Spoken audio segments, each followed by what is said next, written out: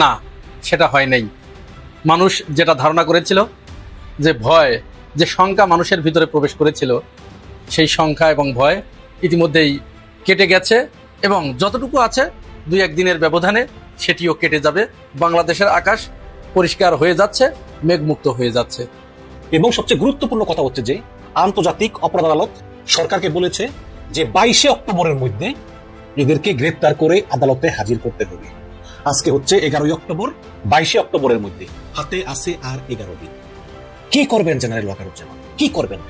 কেউই চায় না দেশে নিজের স্বার্থের বাইরে অন্য কোনো কাজ করতে। প্রফেসর ডক্টর মোহাম্মদ ইউনূস কিন্তু তার স্বার্থটা দেখে নাই। এখানে কি আপনারা প্রফেসর ডক্টর মোহাম্মদ ইউনূসকে একটুও বাহাবা দিবেন না?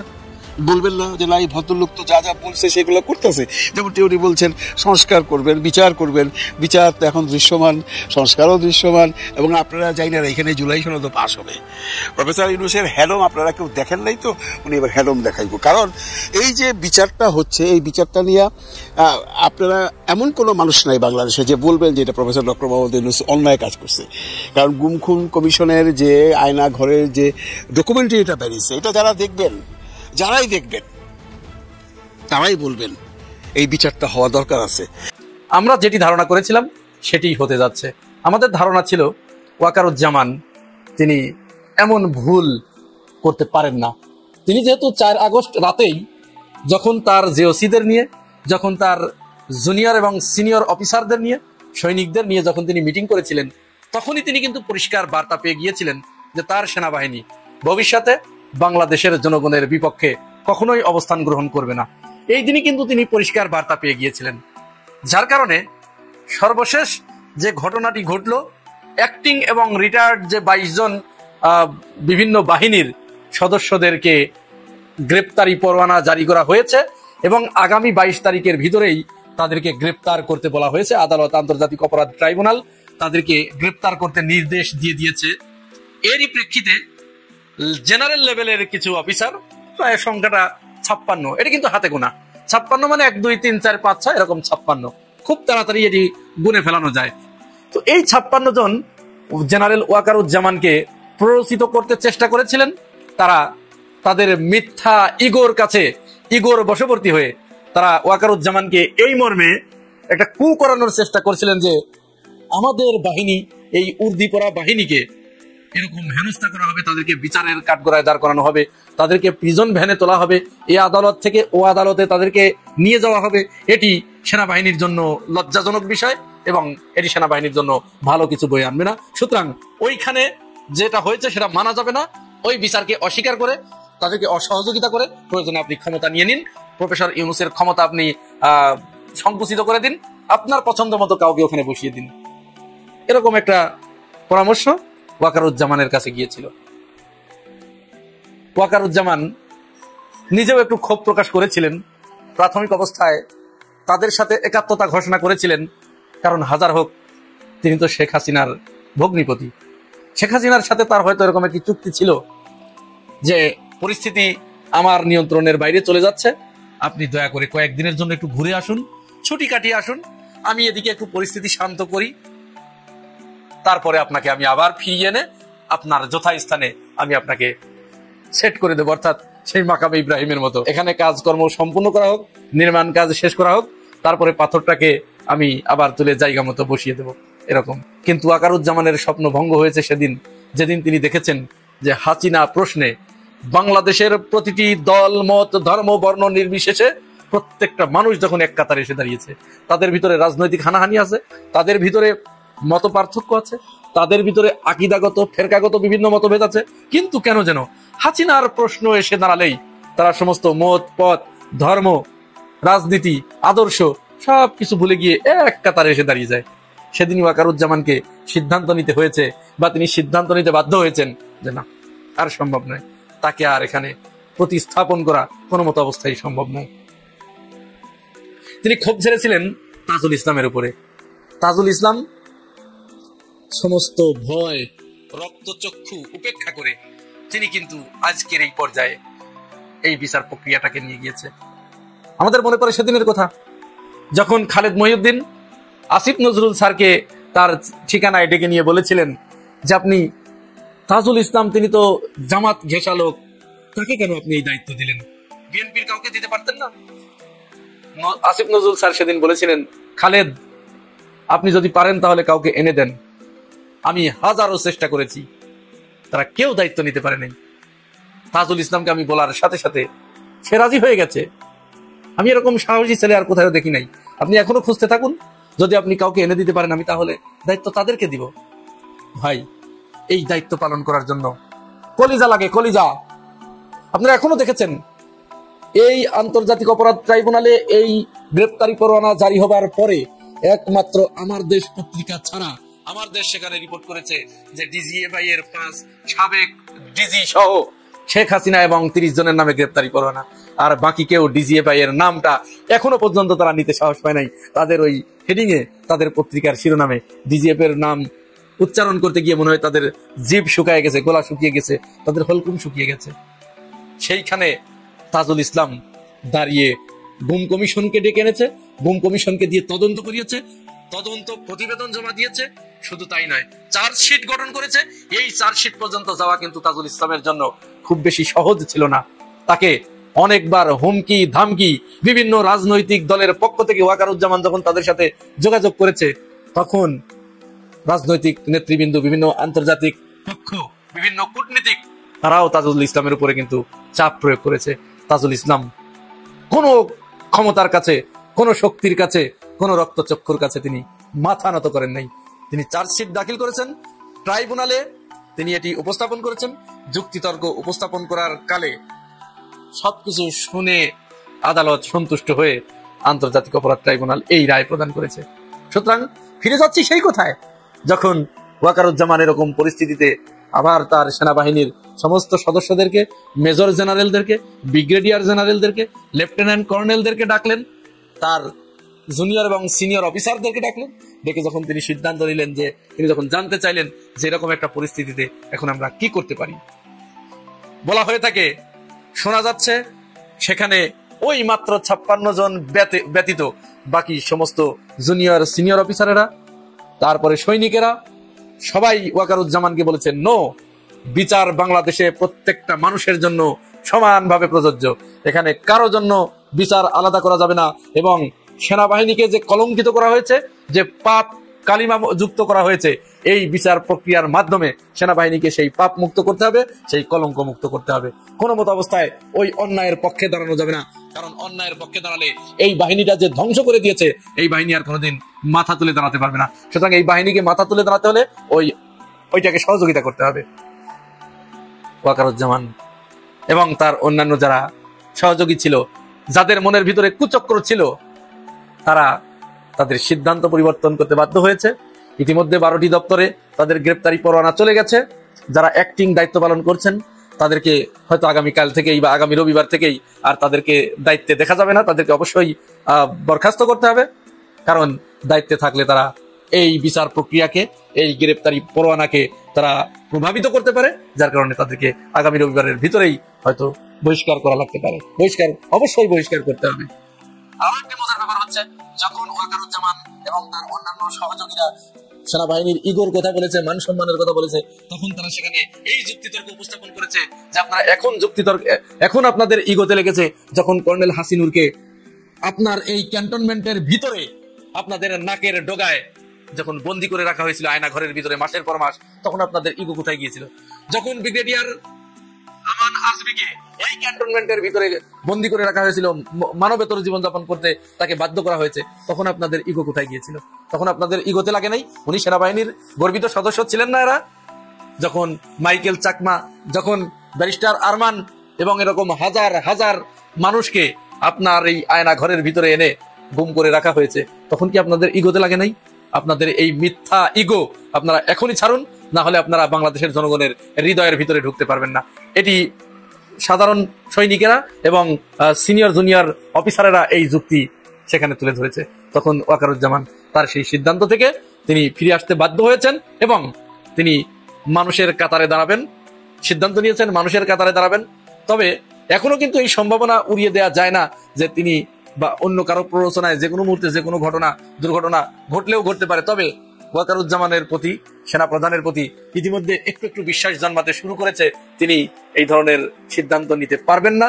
যেহেতু তিনি ওই সময় ছাত্র জনতার পক্ষে দাঁড়িয়েছেন, এখনো তিনি তার কথা চিন্তা করে, তার ভবিষ্যতের কথা চিন্তা করে তিনি ছাত্র জনতার পক্ষে থাকবেন, বাংলাদেশের মানুষের পক্ষে থাকবেন, বাংলাদেশের পক্ষে থাকবেন। বাংলাদেশকে মাথা উঁচু করে দাঁড়ানোর জন্য যে ধরনের সাপোর্ট দরকার তিনি সবকিছু দিবেন ওই বিচার প্রক্রিয়াকে ত্বরান্বিত করার জন্য, বিচার প্রক্রিয়াকে আরো সামনে এগিয়ে নেবার জন্য, রায়কে কার্যকর করার জন্য যে যে ধরনের পদক্ষেপ নেওয়া দরকার, সহযোগিতা দরকার, তিনি সেই সহযোগিতাগুলো করবেন বলে আমাদের কাছে মনে হচ্ছে। আন্তর্জাতিক অপরাধ আদালত কর্তৃক সেনা কর্মকর্তাদের বিরুদ্ধে যে গ্রেপ্তারি পরোয়ানা জারি করা হয়েছে, এটা নিয়ে আমি পরপর 2 দিন 2টো ভিডিও বানালেও চিন্তা করলাম যে আরো বিশেষ কিছু আলোচনা করা প্রয়োজন, এবং আজকের আলোচনায় আপনাদের সামনে অনেক বিষয় কিন্তু ক্লিয়ার হয়ে যাবে। আপনারা জানেন যে ক্ষমতাচ্যুত আওয়ামী লীগ সরকারের আমলে গুম করে নির্যাতনের অভিযোগে দায়ের করা 2টি মামলায় 24 জন সাবেক এবং বর্তমান সেনা কর্মকর্তার নামে গ্রেপ্তারি পরোয়ানা জারি করা হয়েছে। তার ভিতরে 10 জন অবসরপ্রাপ্ত এবং 14 জন কর্মরত, এবং সেই সঙ্গে শেখ হাসিনা, আসাদুজ্জামান খান কামাল, বেনজির আহমেদ এবং র্যাবের 2 সাবেক মহাপরিচালকও রয়েছেন। এবং সবচেয়ে গুরুত্বপূর্ণ কথা হচ্ছে যে আন্তর্জাতিক অপরাধ আদালত সরকারকে বলেছে যে 22 অক্টোবরের মধ্যে এদেরকে গ্রেপ্তার করে আদালতে হাজির করতে হবে। আজকে হচ্ছে 11 অক্টোবর, 22 অক্টোবরের মধ্যে হাতে আছে আর 11 দিন। কি করবেন জেনারেল ওয়াকারুজ্জামান, কি করবেন? আমরা আজকের বিশ্লেষণে ঠিক এই জিনিসটাই আসলে বোঝার চেষ্টা করব। এই ঘটনা নিয়ে কন্টিনিউ ভিডিও বানানোর উদ্দেশ্যই হচ্ছে যে বাংলাদেশের ইতিহাসে কোন ফৌজদারি এবং মানবতা বিরোধী অপরাধের মামলায় এত বিশাল সংখ্যক সেনা কর্মকর্তার অভিযুক্ত হওয়া এর আগে বাংলার ইতিহাসে কখনোই ঘটেনি। সুতরাং এটা একটা বিরল এবং একটা এক্সট্রা অর্ডিনারি ঘটনা। এই কারণেই এই ঘটনা আরো ব্যাপক আলোচনা দাবি রাখে। অবশ্যই আপনারা জানেন যে বিএনপি এবং জামাত তাদের ভোটের যে রাজনীতি হিসাব নিকাশ, এটা তারা চুপ আছে, এবং বিএনপির সঙ্গে জেনারেল ওয়াকারুজ্জামান ভালো সম্পর্ক। যদিও এনসিপি তারা সরাসরি আন্তর্জাতিক অপরাধ আদালতের এই সিদ্ধান্তকে সমর্থন জানিয়েছে। গতকালকে নাহিদ ইসলাম তার ফেসবুক পোস্টে বলেছেন যে এই বিচার হতেই হবে, এবং একটু আগে জনাব সার্জিস আলম, এনসিপির যুগ্ম আহ্বায়ক, তিনি ফেসবুক পোস্টে বলেছেন আন্তর্জাতিক অপরাধ ট্রাইব্যুনালের চিফ প্রসিকিউটর জনাব তাজুল ইসলাম আপনার সাথে পুরো বাংলাদেশের ছাত্র জনতা আছে, মেরুদণ্ডটা এভাবেই সোজা রাখবেন। বিবেক বিবর্জিত কাপুরুষোচিত জীবনের চেয়ে শির দ্বারা সোজা করে একদিন বেঁচে থাকা অধিক শ্রেয়। তিনি এই ফেসবুক পোস্টে তাজুল ইসলামের একটা ছবিও দিয়েছেন। আপনারা জানেন যে তাজুল ইসলামই হচ্ছে মাস্টার মাইন্ড, এই সব মামলাগুলোর প্রমাণ জোগাড় করে, সাক্ষী জোগাড় করে, ভিডিও এভিডেন্স, অডিও এভিডেন্স সবকিছু জোগাড় করে একটা কনক্রিট এভিডেন্স সহকারে উপস্থাপন করে তিনি আন্তর্জাতিক অপরাধ ট্রাইব্যুনালে জমা দিয়েছেন। তো সাজিস আলম বলেছেন তাজুল ইসলামকে যে মেরুদণ্ড সোজা করুন, কোনো চাপের মুখে কোনো মতে স্বীকার করবেন না। তার মানে আমরা এনসিপি কে শুধু পেলাম যে এই 2টো গ্রেপ্তারি পরোয়ানা সমর্থন জানাতে, বিএনপি এবং জামাত ইসলাম তারা চুপচাপ ভোটের রাজনীতির হিসাব নিকাশে, এটা বোঝা গেল। এখন সেনাপ্রধান জেনারেল ওয়াকারুজ্জামান তিনি কিন্তু কথা বলি আমি, তিনি কিন্তু এই বিচারে কোনো বাধা এখন পর্যন্ত দেননি। অনেকে অনেক কথা বলে, তিনি যা করতে চেয়েছেন, তিনি চেয়েছেন বিভিন্ন জনের সঙ্গে পরামর্শ করে আইনি সহায়তা দিয়ে যাতে আইনের মাধ্যমে এই শাস্তিটাকে লঘু করা যায়, আদালতের নির্দেশের মাধ্যমে, কিন্তু আদালত তো তার অধীনে না। এবং তিনি চান যে এই বিচারগুলো সেনা আইনে হোক। যেহেতু তারা সেনাবাহিনীর কর্মকর্তা, সেহেতু এই বিচারগুলো সেনা আইনে হোক। কিন্তু সরকার বলতেছে যে যেহেতু এই অন্যায়গুলো সিভিলিয়ানদের সঙ্গে হয়েছে, মানে তারা গুলি করে মেরেছেন সিভিলিয়ানদেরকে, প্লাস যখন তারা মেরেছেন তখন তারা কিন্তু সেনাবাহিনীতে ছিলেন না, তারা ওয়াকারের কমান্ডে ছিলেন না, তারা ছিলেন স্বরাষ্ট্র মন্ত্রণালয়ের কমান্ডে, বিজিবি, এনটিএমসি, ডিজিএফআই, র্যাব এসবে ছিলেন। সুতরাং এই বিচারটা সাধারণ আদালতেই হওয়া বাঞ্ছনীয়। প্লাস উদাহরণ দেওয়া যায় যে 15ই আগস্ট বঙ্গবন্ধু হত্যার সময় যেই সব সামরিক কর্মকর্তারা অভিযুক্ত হয়েছিলেন, তারা কিন্তু সামরিক কর্মকর্তা হওয়া সত্ত্বেও তাদেরকে সাধারণ আইনে বিচার করা হয়েছিল। মানে যে সময় বঙ্গবন্ধু তারা হত্যা করে তখন তারা সামরিক বাহিনীতে চাকরিরত অবস্থায় ছিলেন, বা তাদের বিচার করা হয়েছে সাধারণ আইনে। প্লাস শেখ হাসিনার আমলে নারায়ণগঞ্জে যে র্যাব সদস্য কর্তৃক 7টা খুন সংঘটিত হয়, সেই খুনের মামলায় সেই র্যাবের তৎকালীন commander lieutenant colonel Tarek Sayeed, Awami লীগের এমপি মায়ার জামাই, সে সহ মেজর রানা সহ আরো অনেককে সাধারণ আদালতেই তাদের বিচার করা হয়, সামরিক আদালতে নয়। সুতরাং এইসব বিষয়গুলো আছে। তারপরেও জেনারেল ওয়াকারুজ্জামান প্রধান বিচারপতির সঙ্গে দেখা করেছেন এবং অন্যান্য তিনি আইনি পরামর্শ নিচ্ছেন।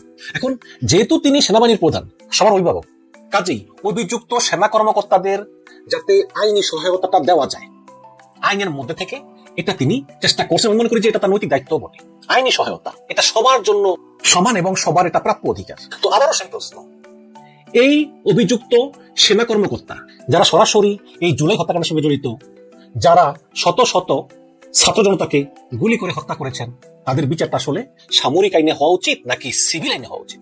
এই বিষয়ে ব্যারিস্টার জ্যোতির্ময় বড়ুয়া বলেন যে যদি কোনো সেনা সদস্য বা সেনা কর্মকর্তা তাদের পেশাগত কাজ করতে গিয়ে কোনো ভুল ত্রুটি করে থাকেন তাহলে তার বিচার হবে সামরিক আইনে।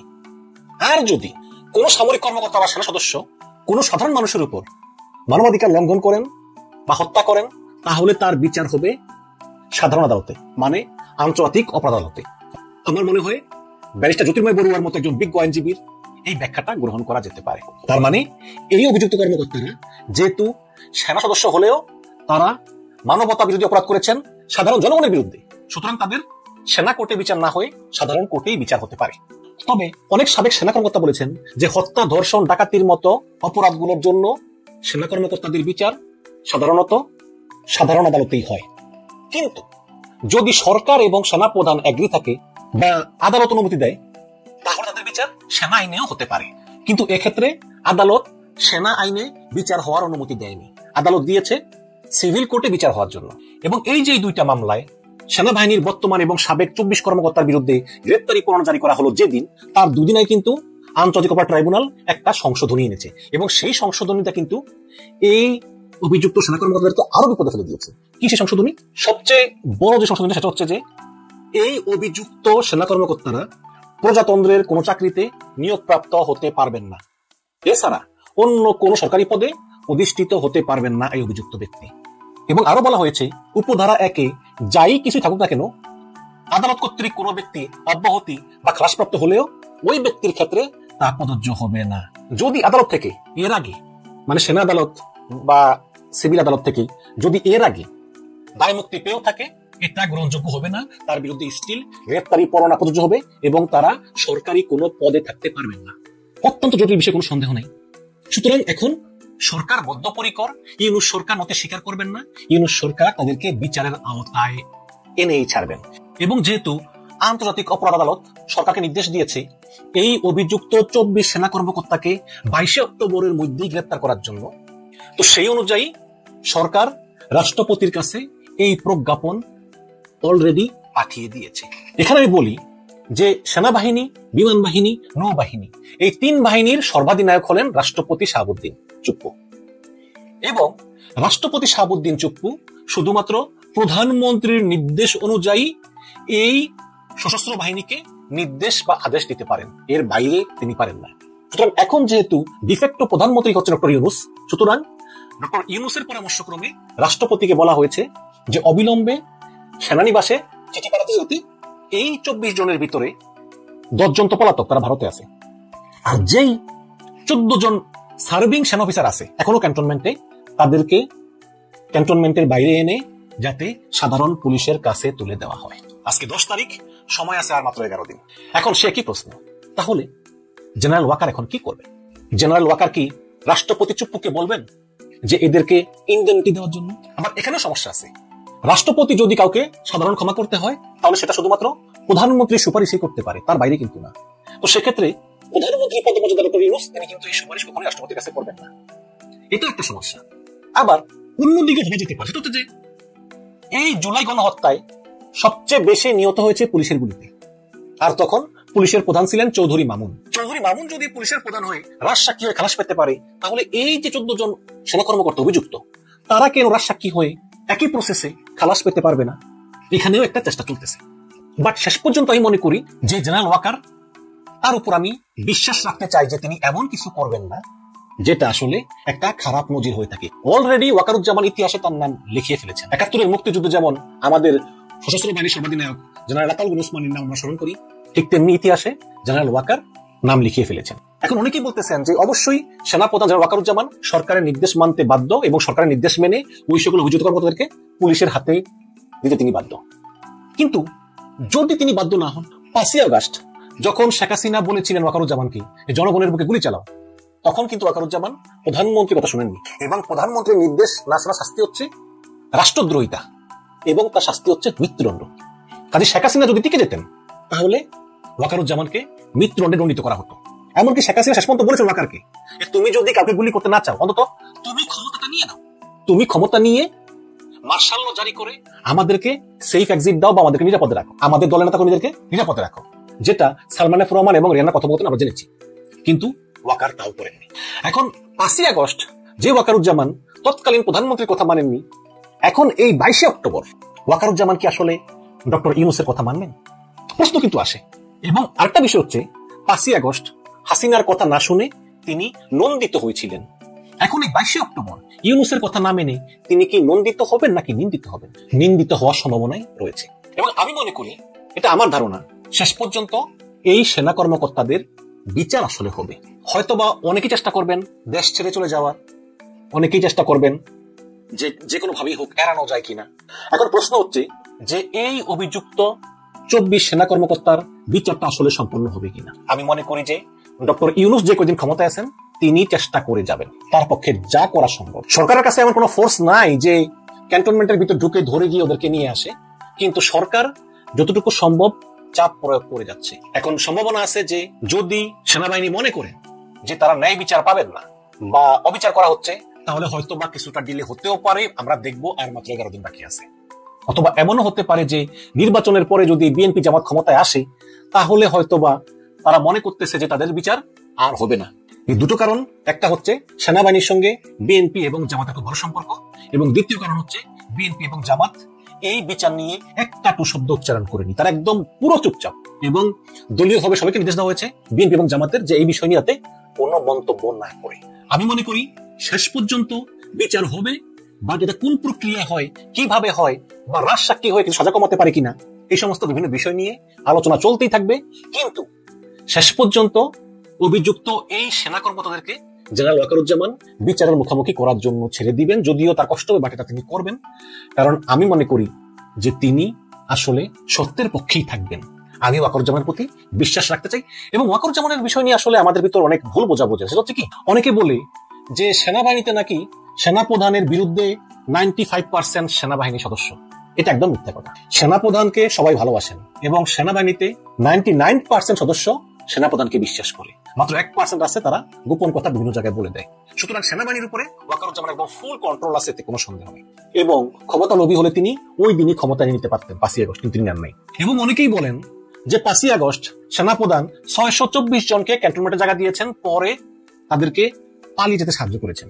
দেখুন, 5ই আগস্ট ওই দিন কোনো সরকার ছিল না। আওয়ামী লীগের যেসব লোকজন আসছে ক্যান্টনমেন্টে প্রাণ হয়ে, তার ভিতরে 525 জনই ছিল পুলিশ সদস্য, মাত্র 24 জন ছিল আওয়ামী লীগ রাজনীতিবিদ। 24 জন, এই সালমান এফ রহমান, তারপরে আনিসুল ইসলাম সহ। বাকি ছিল বিচারক, তারপরে বিশ্ববিদ্যালয়ের শিক্ষক, বাইতুল মোকাররমের খতিব সহ ইত্যাদি অন্যান্যরা ছিল। এখন দেশে কোনো সরকার নাই, এই যারা পালিয়েছে এদের বিরুদ্ধে কোনো মামলা নাই, এবং সেনাবাহিনীর কোনো ম্যাজিস্ট্রেসি পাওয়ারও নাই। তাহলে ওয়াকারুজ্জামান কিসের ভিত্তিতে ওদেরকে আটকে রাখবে বলেন তো? তো ওরা যার যার মতো এসেছে, যার যার মতো আবার চলে গিয়েছে, সেনাবাহিনী কাউকে আসতেও বলে নাই, গেলেও আটকে নেই। বাট আপনি দেখেন, হাসিনা পালিয়ে গেছে 5ই আগস্ট, 7ই আগস্ট জেনারেল জিয়া উনি বিমান উঠেছেন, দেশ থেকে পালিয়ে যাবেন।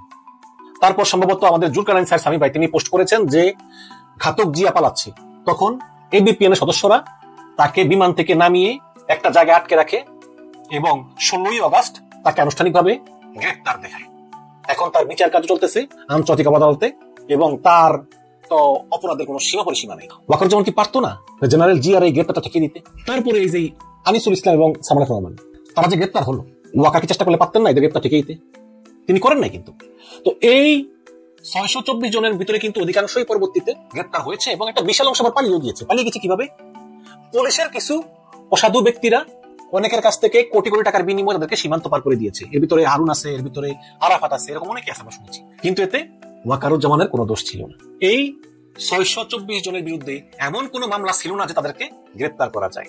মামলা হয়েছে 8ই আগস্ট ডক্টর ইউনূসের সরকার গঠনের পরে। সুতরাং জেনারেল ওয়াকারুজ্জামান যে এই অভিযুক্ত সেনা কর্মকর্তাদের বিচারের মুখোমুখি করতে যে চান না, এটা সত্য না। তিনিও চান যে এই বিচারটা হোক, কিন্তু স্বভাবতই তিনি মনে করেন যে সামরিক আদালতে হলে এটার একটু সুবিধা তারা পাবেন, অথবা যদি সামরিক আদালতে একান্তই করা না যায়, তাহলে অন্তত আন্তর্জাতিক অপরাধ আদালতে বিচারটা হল, যাতে তারা ন্যায় বিচার পায় এবং যাতে যতটুকু সম্ভব আইনের মধ্যে থেকে শাস্তিটা একটু কমানো যায়।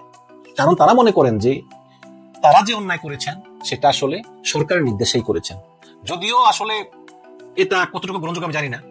কারণ তারা বলতেছে যে বিএনপির আমলে অপারেশন ক্লিনার হয়েছিল, তখন তো আমরা এগুলো করেছি। হাসিনার আমলে তো বিশাল লোকজন করেছে, কিন্তু মানে করলেও না আসলে এই যুক্তিটা মানা যায় না। কারণ গুম কমিশনের যে ভিডিওটা আমরা দেখেছি, সেখানে যেভাবে অত্যাচার করা হয়েছে, অবিচার করা হয়েছে, শুধু শুধু একদম নদীর ভিতরে নিয়ে মাথায় বালিশ ঠেকিয়ে, মানে অত্যন্ত অমানবিক অনবিক ভয়ঙ্কর কর্মকাণ্ড। সুতরাং এদেরকে অবশ্যই বিচারের মুখোমুখি করা হবে। তবে আমি এখনো জেনারেল ওয়াকারুজ্জামানের উপরে বিশ্বাস রাখতে চাই। 5 ওয়াক্ত নামাজ পড়া একজন ধার্মিক ব্যক্তি, শেষ পর্যন্ত অবশ্যই। আসসালামু আলাইকুম। আপনারা যারা সাধারণ পাবলিক, যারা প্রফেসর ডক্টর মোহাম্মদ ইউনূসকে পছন্দ করেন না, তার কার্যকলাপ, তার যে ক্রিয়াকর্ম সে এই কতদিন করলো, প্রায় 14-15 মাসে বিদেশ ভ্রমণ, গ্রামীণ ফোন নিয়ে কথা, তারপরে তার কি যেন করেছে, এইগুলো নিয়ে যারা সমালোচনা করেন যে প্রফেসর ডক্টর মোহাম্মদ ইউনূস যে দায়িত্বে আসছিল সে তার দায়িত্ব পালন করতে পারে না, সে একজন অথর্ব সরকার এবং তার সাথে রাখছেন সব ডাইপার পরা শত উপদেষ্টাদের, তাদেরকে আমি একটু মানে বিনয়ের সাথে বলতেছি যে আপনারা একবার ভাবেন তো ভাই, যারা বদনাম করেন প্রফেসর ডক্টর মোহাম্মদ ইউনূস সাহেবের, এই 5ই আগস্ট বা 8ই আগস্ট যদি প্রফেসর ডক্টর মোহাম্মদ ইউনূস বাংলাদেশের সরকার গঠন না করতো, কে হইতো বাংলাদেশের সরকার? একবার ভাবেন, কে হইতো, কে পারতো ওই সময়কার এই যে আন্দোলন, সেই আন্দোলনের পরে দেশে যে এই বিভিন্ন রকম সমস্যা, সেই রাজনৈতিক হোক, তারপরে আপনার সন্ত্রাসী কর্মকাণ্ড হোক, পার্শ্ববর্তী রাষ্ট্রের যে একটা আপনার হুমকি, তারপর বিশ্ব রাজনীতিতে হুমকি, এবং যে দলকে আমরা দাঁড়াইছি আওয়ামী লীগের হুমকি, এগুলাকে ম্যানেজ করে পারতো একটা সরকার? যে কোনো মানুষ বাংলাদেশে ছিল? কেউ তো ছিল না, এবং কেউই এটা মানে ম্যানেজ করতে পারতো না। প্রফেসর ডক্টর মোহাম্মদ ইউনূসকে তখন আরো বেশি হেল্পিং হ্যান্ড হয়েছে আমেরিকা, কারণ তখন বাইডেন সরকারে ছিল, যে কারণে প্রফেসর ইউনূসের একটা চুলও কেউ বাঁকা করতে পারে নাই বাইডেন যতদিন ছিল। তারপর যখন ট্রাম্প আসছে তখন কিছু সমস্যা হয়েছে, ট্রাম্পের সাথে প্রফেসর ডক্টর মোহাম্মদ ইউনূসের সম্পর্ক এত মানে ভালো ছিল না, বিলাট ভাজনই ছিল বলা যায়। কিন্তু তখন কিন্তু অনেকেই বলছে যে ট্রাম্প আসছে, এখন ইউনূসের লাথি মেরে দেখা দেয় দিবে। আমি এতগুলো কথা কেন বললাম দেখেন, এই যে আজকে 3 দিন যাবৎ বাংলাদেশে যে গুম খুন কমিশনের মামলাটা হয়েছে, এতগুলো আর্মি অফিসার সহ 6 জন রাজনৈতিক নেতৃবৃন্দ এবং 24 জন আর্মি অফিসার, এবং 24 জন আর্মি অফিসারকে কনভিক্টেড করছে কোন দেশ, running major general, lieutenant general পদমর্যাদার অফিসারদের, এরকম কোন দেশ পৃথিবীতে নাই। 2-4টা আছে, সেইগুলোর মধ্যেও বাংলাদেশের নামটা এখন যোগ হলো। এত অফিসারের বিচার, এটা কি আপনি মনে করেন যে XYZ যদি সরকারে আসে তাহলে গুম খুম কমিশনের এই বিচারটা হইতো না? হয়তো বা পরবর্তী সরকার যেই আসবে তারাও করতো কিনা সন্দেহ আছে, কারণ কেউই চায় না দেশে নিজের স্বার্থের বাইরে অন্য কোনো কাজ করতে। প্রফেসর ডক্টর মোহাম্মদ ইউনূস কিন্তু তার স্বার্থটা দেখে নাই। এখানে কি আপনারা প্রফেসর ডক্টর মোহাম্মদ ইউনূসকে একটুও বাহাবা দিবেন না? বলবেন না যে না, এই ভদ্রলোক তো যা যা বলছে সেগুলো করতেছে? যেমন উনি বলছেন সংস্কার করবেন, বিচার করবেন, বিচার তো এখন দৃশ্যমান, সংস্কারও দৃশ্যমান, এবং আপনারা যাই না এখানে জুলাই সনদ পাস হবে। প্রফেসর ইউনূসের হ্যাডম আপনারা কেউ দেখেন নাই তো, উনি এবার হ্যাডম দেখাইব। কারণ এই যে বিচারটা হচ্ছে, এই বিচারটা নিয়ে আপনারা এমন কোনো মানুষ নাই বাংলাদেশে যে বলবেন যে এটা প্রফেসর ডক্টর মোহাম্মদ ইউনূস অন্যায় কাজ করছে। কারণ গুম খুন কমিশনের যে আয়না ঘরের যে ডকুমেন্টারি এটা বেরিয়েছে, এটা যারাই দেখবেন তারাই বলবেন এই বিচারটা হওয়া দরকার আছে। এবং বিচার কাদেরকে হচ্ছে? বিচার হচ্ছে অপরাধীদের। বিচার তো আর্মির ঢালাও ভাবে কাউকে করা হচ্ছে না। যারা এগুলোর মধ্যে সম্পৃক্ত ছিল, শেখ হাসিনার কথা অনুযায়ী, শেখ হাসিনার আনুগত্য দিয়ে শেখ হাসিনাকে খুশি করার জন্য করছে, তাদের শাস্তি হবে না? এবং এই শাস্তি কি আপনারা মনে করেন এই প্রফেসর ডক্টর মোহাম্মদ ইউনূস ছাড়া অন্য কোনো লোক পারত দিতে? আপনারা তো এটাও জানেন যে এই বিচারটা আর্মির নিয়ম অনুযায়ী করবার জন্য ওয়াকারুজ্জামান স্যার অনেক চেষ্টা করছেন। উনি প্রফেসর ডক্টর মোহাম্মদ ইউনূসের সাথে নেগোসিয়েশন করতে চাইছেন, এবং আইসিটি অ্যাক্টের সাথে, আইসিটি মামলায় যারা জড়িত তাদের সাথে কম্প্রোমাইজ করতে চাইছেন, প্রেসিডেন্ট পর্যন্ত গেছেন, কিন্তু কোনো অবস্থাতেই সরকার এখান থেকে সরে নাই। এইখানেই হলো ইউনূসের বাহাদুরি। এটা কত বড় রিস্ক উনি নিছেন আপনারা একটু ভাবেন, কোনো সমালোচনা করবার আগে ভাবেন। এখন নতুন করে প্রশ্ন আসতেছে যে তাহলে দেশে কি খুব খারাপ কিছু একটা হচ্ছে? না, আপনারা বাংলাদেশে যারা আছেন, যারা এই ভার্চুয়াল মিডিয়াতে নেই, যারা টেলিভিশন দেখেন, তারা কিন্তু সব কোনো খবরই রাখে না। আমি একজনের ফোন করলাম একটু আগে, আমার এক বন্ধু যারা টিভি দেখে, যারা ভার্চুয়াল মিডিয়াতে ফেসবুক ইউটিউব ব্যবহার করে না, ওনাকে জিজ্ঞেস করলাম কি অবস্থা, বলে হ্যাঁ ভালো। আমি বললাম যে এই ঘটনা দেশে আর্মির সাথে, আর্মিকে এরকম অ্যারেস্ট করবে, কেস হয়েছে, কই তো কিছু শুনলাম না। তো শুনে নাই কেন জানেন? কোনো টেলিভিশন মিডিয়া বা কোনো প্রিন্ট মিডিয়াও এই ঘটনাটা এমন ফলাও করে বলে না। যতটুকু আলোচনা হইতেছে ভার্চুয়াল মিডিয়াতে, যারা ভার্চুয়াল মিডিয়াতে কাজ করে তারাই এগুলো নিয়ে আলোচনা করতেছে।